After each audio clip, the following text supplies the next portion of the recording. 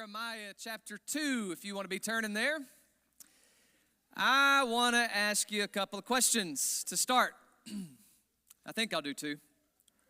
Number one, and obviously not out loud, I want you to have something in your mind as we start.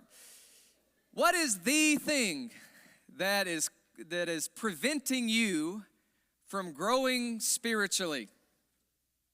More than anything else, what is the thing that is stopping you from, reading your Bible more, spending more time in prayer, finding time to just withdraw and kind of be by yourself and think?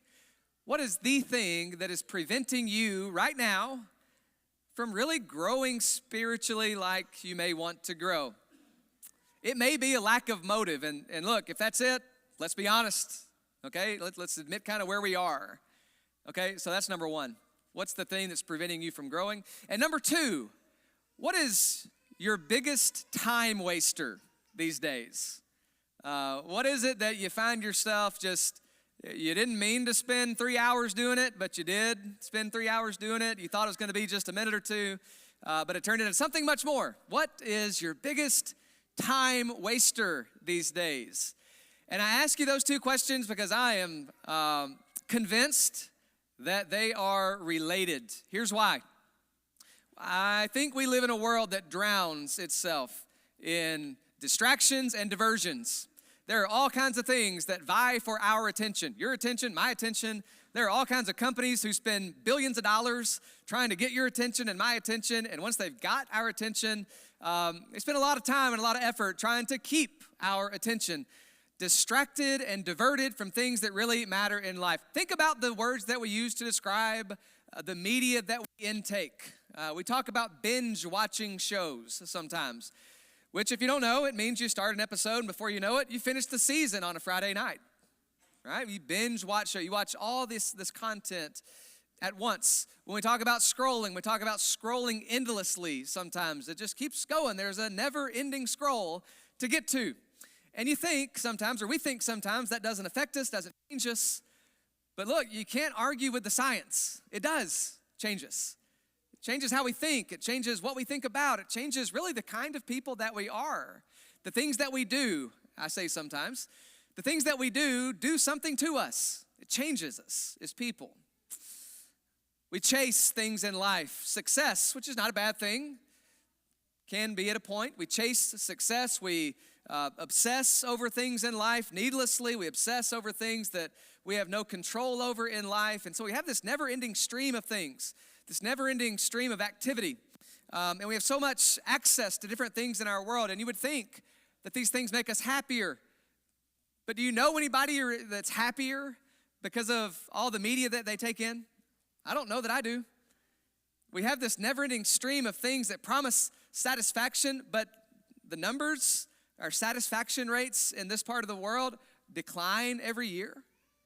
There's something to that, right? And so we have all these things that promise satisfaction and happiness and joy, but this is my experience. When I talk to people, what I hear are a lot of people who feel kind of hollow these days. I talk to a lot of people, I think, that feel restless, thirsty, because I feel like we've gotten to the point where we have so much stuff and things and access, but we just feel like something is missing. We sense that something's not right with us and our lives and our world, and we know that there's got to be something better.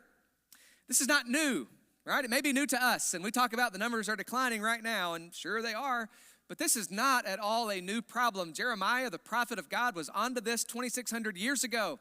He wrote a book about it, and we're reading the book. We're talking about the book in these sermons. 2,600 years ago, Jeremiah used a word in ancient Hebrew. It's the word Hebel, Hebel. Now we know two languages. Congratulations.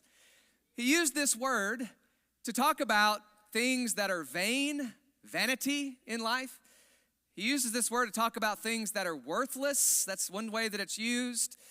This is the word that describes like a vapor that appears for a little while and then it's not there anymore. It vanishes away. This is the word when you think about a puff of smoke. You see it, it is literally there. You can lay your eyes on it. But if you went and tried to grab that puff of smoke, you would come back with nothing. All right, that's the word. That's the ancient Hebrew word, hebel. This is the word the writer of Ecclesiastes uses when he says everything is vanity. Everything is hebel. Everything is vain. It's a vapor. It looks like it's there. It looks like it matters. It looks like there's some substance here that's going to satisfy me, but I went for it, the writer says, and I got nothing. All right, the writer of Ecclesiastes says, I went and I chased after success, and I chased after women, and I chased after money, and I chased after fun and happiness, and I've realized that so much out there is just vanity. Seems like a negative message. It's not. But that's the idea that Jeremiah is working with in Jeremiah chapter 2. He uses this to talk about the nations that are surrounding the people of God all around Israel, but he also uses it to talk about the people of God themselves, the ones who have access to God, who brought them out of enslavement and has provided for them and blessed them and been so good to them. And he says, look, a lot of our lives are hebel. What Jeremiah is going to teach us, or teach them really, is that no matter how much they put into certain things in their life, no matter how much they invest in these things and how much money they spend and how much time and energy and resources are invested in these things, a lot of times we come out feeling empty. And he tells us a little bit about why. So I want you to have in your mind right now, what's the thing that is preventing you from growing spiritually? What is your biggest time waster? And this could be like shows, it could be calendar, it could be events, it could be activities, it could be all kinds of things. What are your biggest time wasters and what's preventing you from growing spiritually? I want you to have something in your mind because I'm curious about how often we do the same thing that the people Jeremiah is writing to do. How often do we chase things that look like life, but they don't give us anything? They promise satisfaction, but we are just as dissatisfied as we ever were. They promise joy and happiness. They build our hopes up, but we're left feeling empty. Here's how he begins. Jeremiah 2, verse 4. Hear the word of the Lord, O house of Jacob, and all the clans of the house of Israel. This is what the Lord says. This is it. What wrong did your fathers find in me that they went far from me and went after worthlessness and became worthless? There was a time this week where I thought, I'll just spend the entire sermon on that verse. They went after worthless things, and they became worthless. All right, worthless is a strong word. Can we back up a slide, Michael? It's this word. It is hebel. They went after things that promise satisfaction, and they got nothing. They went after things that seemed like there was something there, stability, security, whatever it might have been, but they got none of that. All right, Jeremiah says they went after vain things and they became vain. They went after worthless things. They became worthless. They went after things that give the appearance of being good. And what he's going to say is they came away maybe with the appearance of being good, but hollow deep inside. What Jeremiah is saying here is that we often come to resemble what we worship.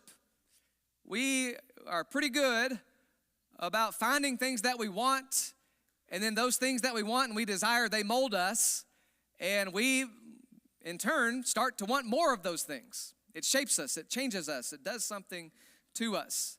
These people in Jeremiah 2 went after worthless idols, and they became worthless themselves. When we in our lives today go after or worship or devote ourselves to different things, we sometimes become more like those things. Whenever we had the call to worship a few minutes ago, Tim reminded us that we are here to worship God. And ultimately, we come together to worship God. And one of the things that we benefit from that is that we learn about God and we become more like God, more conformed into the image of God, more like Him. Our words should become more God-like, more Christ-like. Our actions should become more Christ-like. That's if we're worshiping God, devoted to God, if we love God. If we love other things, and we're ultimately devoted to those other things, even to the point, we wouldn't describe it like this in our lives, but if we worship those things, then that's what influences us. And we start to sound and look like those things, and those attitudes, and those thoughts, more than we look like Jesus. And that is not the idea. The principle is that worshipers always come to resemble what they worship. If we love God, if we devote ourselves to God, then we become more like God. If we love lifeless idols, we become very hollow. Much of our culture is the word that's on the screen. This is how I think Jeremiah would describe a lot of our culture today. Just worthless, just kind of empty, promises joy and happiness, gives you none of it. It's like a puff of smoke. It seems like it's good and it seems like it's real, but you go after it and you realize I'm just as empty as I ever was. Now, that may not be you. You may hear me say these words about feeling empty and hollow and vain and things like that, and in your mind you're saying, well, that's not me. Well, good. I'm glad that it's not you, but it is some of us. It is some of us. And so some of us need this. Jeremiah continues in verse 6, and he recounts, I'm gonna fast forward just a little bit here. Jeremiah begins in verse 6 to recount God's faithfulness to them, how God had provided for them in the wilderness and coming out of Egypt and did not leave them desolate in the land. He gave them a great land, a land that they have now polluted in all kinds of different ways. He gets down to verse 8 and he talks about, indicting the leaders. It was the priests who led them astray. It was the shepherds who did not shepherd. It's the ones who were experts in the law who didn't tell people what God wanted them to do. And so the result is a life that becomes very hollow. Let's skip down to verse 9. Therefore, he says, I'll contend with you. I will contend with you, declares the Lord, and with your children's children. For cross to the coast of Cyprus and sea, or to Kedar, examine with care, see if there's been a thing. Has a nation ever done this? This is the question that he asked them. Has a nation ever changed its gods, even though there are no gods, even though they are not gods? And the obvious answer to that is no. Jeremiah is living in a time where a nation, the Assyrians, are not going to exchange their God for another. They trust in their God. He says, what I'm accusing you of, or what you have done in your life, is unheard of. Nobody does this. A nation doesn't change its gods. But my people changed their glory for that which does not profit. They thought it was going to. All right? This is the tale as old as time here. The people are thinking, we'll invest in that. We'll spend our time in this. We'll really go after that. We will worship this thing or that person or whatever it is, and we will get some profit from that. It'll be good for us. It'll do some good things for us. I'll be better off in the end because of this choice. And Jeremiah says, no, look, that's not how this thing works, right? You've exchanged what is good for something that is evil. You've exchanged something that is godly for something that is not at all. That's a terrible, terrible trade. All right, same thing may happen in our world, but I want us to get down to verse 12. Be appalled, O heavens, at this. Be shocked and desolate, because here's what's happened. This is the bad news. Two things. My people have committed two evils. Number one, they have forsaken me, the fountain of living waters. And number two, they have hewn out cisterns for themselves, broken ones that can hold no water. All right? Two interconnected sins that the people are going to have to deal with, because that's the choice that they've made. Number one is they've abandoned the fountain of living water, that is God. And number two is they've dug their own cisterns. And the problem is they dug these cisterns and they started flooding them with water, and they figured out that we got some cracks in the cistern. And what I thought was going to be a life-giving source for me has turned out to be really dry, and it leaves me thirsting for something else. All right, let me just summarize so far so that we can make some applications here. What Jeremiah is saying, and I know that we don't use this word a whole lot today, Jeremiah is showing them with pictures that idolatry is not just sinful, it is absolutely stupid. It's the dumbest thing that they could do. He pictures thirsty people who are walking away from the fountain of living water that would always satisfy their thirst, that is God. He pictures them walking away from that fountain to try to find something that's going to satisfy them in their own cisterns, the own things they've dug into their lives, the things that they've put in their lives that they think will offer them satisfaction. But they get there, and when they try to fulfill their lives and fulfill themselves and quench their thirsts, there's nothing, because it was vain. It's vanity. It's hollow. It's a terrible, terrible trade. Thinking that they have stored up plenty to sustain them, but it's all leaked out, and all they're left with is an empty hole in the ground and an empty feeling in their lives. Do we today keep filling up the leaky buckets and cisterns in our lives? Do we keep pouring into these distractions and diversions that occupy our time and our attention and our money, and they keep us from focusing on what really is meaningful in life? I'm going to give you some options, or at least some maybe possibilities of what these broken cisterns may be in a few minutes. But I want to show you the devastating result first. There's a fundamental, I think, law of the universe that Jeremiah is going to hit on here. Israel's turning away from God. That's what's happening. And as they turn away from God, they are squandering all the good gifts that God has given them. They are absolutely misusing all the good things God has brought into their lives. That is going to lead to hollow hearts individually and instability in the nation. They thought it was going to stabilize them as a people and as a person, but it actually led to the opposite. Their idols could not give life. Right? They promised it, but they could not give it. Idols could not give life. Only disappointment and failure and fear and eventually despair and lots of destruction comes to their lives because of their choices. This is the warning of Jeremiah. It's that false gods never fail to fail. False gods. Now, we would not label them as that. I'm going to give you a list of 5 in a few minutes, and feel free to fill in the blank with those. But false gods never fail to fail. If we all knew this and believed it and trusted that this simple sentence on the screen is true, then life would be so much better for us. The problem with this is that if we are trusting in false sources of identity, meaning, purpose, happiness, joy, whatever, if we have invested in those, it is hard to pull ourselves away from it.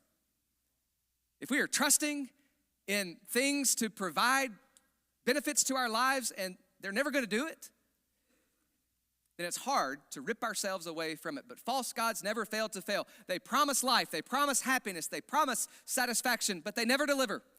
And if they do deliver for a little while, it's only for a little while, and then it requires more of the same thing to get the same result. Need a little bit bigger of a hit. False gods never fail to fail. Jeremiah's vision that he's going to share with the people, it is devastating. A people who could have drunk from the fountain of life that God gives them, but instead they chose to run the opposite direction and do it on their own and create terrible situations of emptiness around them. But their story is not just ancient history. It is 2,600-year-old ancient history, but it is not just history. The world around us,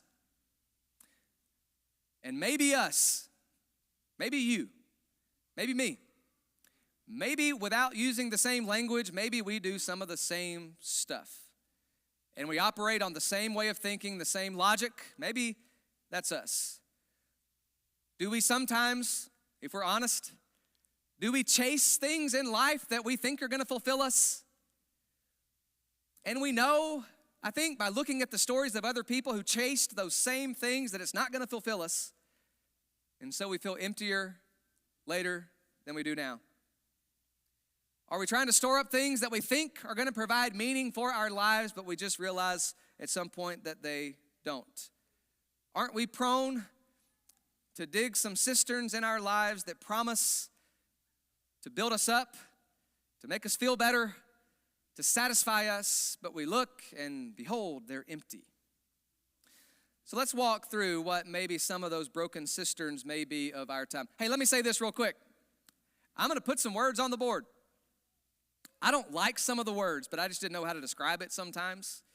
What I think I've done, and I'm not 100% sure about this, but I think this is right. What I think I've done is pick out 5 of the most common leaky buckets, empty cisterns, broken systems, whatever, that occupy our time and our energy and our thoughts and our emotions today. And so I'm kind of hoping that there's something on the screen here in a few minutes that makes you think about what your biggest time waster may have been so far, or about what the biggest hindrance to your spiritual growth might be. I hope there's something on the screen that makes you think a little bit. So, most common broken cisterns, in my opinion, of our time. Idols, though we don't call them that, idols that whisper, if you drink this, then you'll find life. If you just pursue this, you'll find joy. You'll have some meaning in your life, and you'll be much happier if you just do this, and they only leave us thirsty. Number one on my list, is it consumerism? I don't like the word. I don't really like words that end in an ism a whole lot. But what I mean by this is I need to buy the next thing. And if I just make the next purchase, I'll be pretty happy. Some of us may be living in a world where our daily bread is the Amazon box on the porch after work. Felt good when I bought that. Maybe got a little buyer's remorse. It's a momentary thrill that's followed often by a slow fade of whatever happiness it brought. And the only way to get that happiness back is to buy it again. And you purchase more. Just one more upgrade, one more purchase, and I'll feel a little bit better. But that cistern leaks because the new car gets scratches. And the dream house gets a little too small sometimes. The new phone slows down, and it becomes an old phone. And the result is that instead of joy, we become restless for the next thing. And we desire the next thing. And we're always scanning for the next purchase to prop up our soul and make us feel a little bit better about ourselves. Maybe that's not you, but it is some of us. And if that's not you, maybe the next one is. Maybe it's what I would call workaholism. Let me tell you on the front end that work is good. Work is good. Work is a gift from God. Before Adam and Eve began to fall in the garden in Genesis 3, they were already working, and that was a good thing. It's good to work. That is a good thing. Blessing from God. But when we sacrifice our families, family dinners, time connecting with those who are closest and most important to us, when we sacrifice worship over that, at first look, it may look noble. It's diligence, it's ambition, it's providing for our family, and that is great. We are supposed to provide for one another. In Scripture, Paul reminds us to go work with your hands so that you can have something to provide for those in need. That's a good thing. But what happens whenever the new paycheck's not enough? Or what happens whenever so much time away has left us not really even knowing who our family is anymore? This is a leaky cistern. Maybe that's not you either. But maybe our third one could be you this morning. What about the streams and the screens? All right, I know. This one's tough for us. We have screens that glow in every corner of our house. Probably most of us do. And those screens, they promise escape, they promise connection, they promise laughter, and that's good. Those are good things. But can I ask you how much time you typically spend on a screen? And I'm not talking about I work on a screen, I work on a computer, I do this for work. I'm talking about how much time do you spend recreationally on a screen every day? How much time are we on our media? All right, these are, I know they're not comfortable, they're not fun questions to think about, but they're some of the more important questions that I could probably ask you today, I think. What may be dangerous about this is that we lose hours that we could be doing something good. And what may even be more dangerous here is that Scripture's pretty clear in the call to spend time in Scripture and spend time in prayer and spend time in silence and to spend time meditating.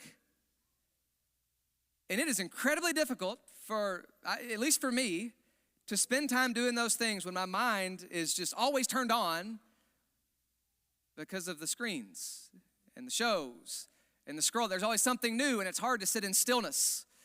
We reject boredom at all costs, but sometimes Sometimes we need to find a way to sit still and to not have anything flooding our minds, but to think and to meditate and to just be empty for a little while. Is that one of those leaky cisterns for you? Do you secretly know I'm spending probably way too much time? I don't know, do you get the screen time notifications on Sunday mornings like I do? Sometimes that's a wake-up call. Maybe that one gets you. Maybe it doesn't. I don't know. What about the next one? Our image. And I'm going to lump together this one with social media.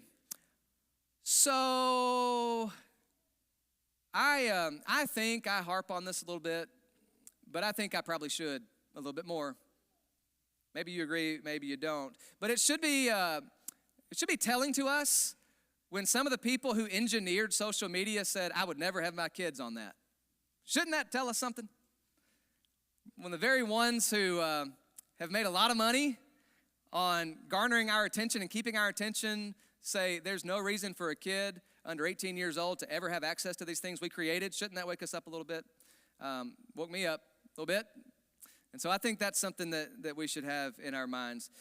But a lot of it is about image and it's about comparison, right? You know as well as I do, I mean, we all know this, that what you see often on social media is not an accurate representation of what life is really like. It is a curated image that somebody has shown you so that you can think good things about them, so that you can like it and they can get a little dopamine hit and feel pretty good about themselves. That's how it typically works. And then you need more of it and more of that. And more of that, and it grows, and it grows, and it grows like most things do. And on the other side, there are people who are feeling terrible about themselves today. Have you seen the self-esteem rates of our teenage girls lately? Since the advent of social media, they have steeply declined. Did you know that? Why, you may ask? Because they compare themselves. So do our young boys. They compare themselves to everybody else that they see, and they see the perfect image out of 50 that is posted on the internet, and they think, well, I just don't stack up. And so self-esteem, self-image plummets because we see and we curate these images and we compare ourselves to other. And we think that this is benign. All the endless scrolling is just not doing anything to me. I got to tell you right now, if that's what you think, you're completely wrong about that. Like, that's not my opinion. That is research-based science that says it is changing who we are, and it is not changing us in good ways. And so if you think it's meaningless and it's harmless, please do a little research. You don't have to take my word for it. Read a little bit. There are people in this audience right now who could probably point you to some really good information about how dangerous these things are, and we just give them to our kids and don't even think about it. Maybe we don't. Maybe we don't. But if we do, can I tell you that we shouldn't? That's a leaky bucket. That's a broken cistern that promises happiness and joy and to kill a little time, but it is eating away at our young people. All right, maybe if I didn't get you with the first four, I'll get you with this one.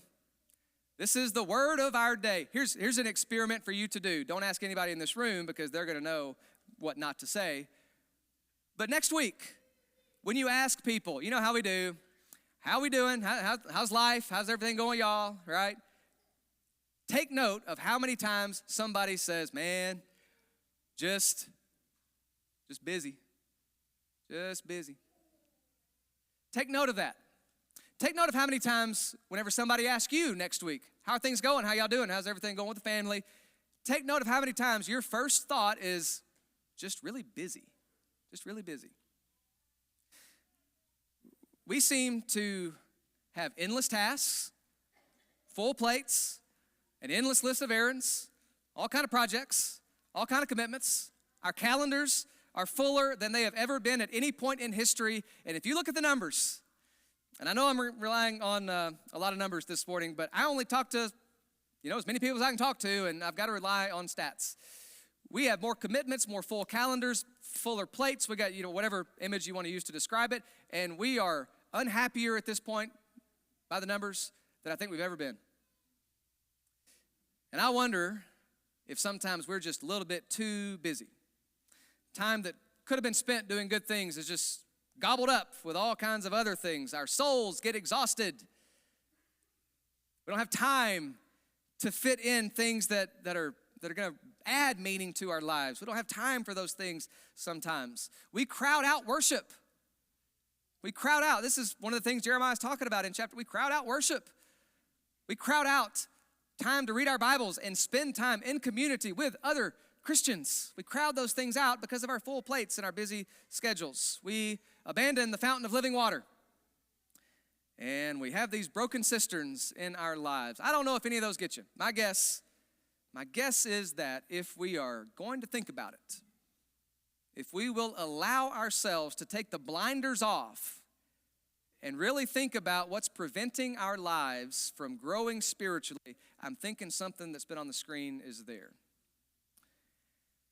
And if none of the first four get you, when one of my favorite writers, Dallas Willard, was asked, what's the one thing that we should do to grow more spiritually? He said, you must ruthlessly eliminate hurry from your life. Maybe start there. Maybe start there. Here's what Jeremiah observes. He observes a pattern where small compromises grow into bigger problems. A purchase may become an obsession, and you got to have more. A scroll becomes a soul-numbing, self-esteem-reducing addiction. And before you know it, every time you pick up the phone, you're going to the app and you're just scrolling. You didn't even think about it. You don't even know how you got there. But you're there. A post becomes a false standard by which we judge ourselves.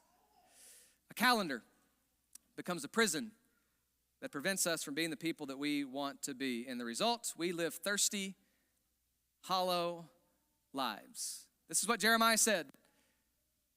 They worshiped Hebel, vanity, hollow things, and they became vain and hollow themselves. That's what happens to us without us even knowing it, because false gods, they never fail to fail.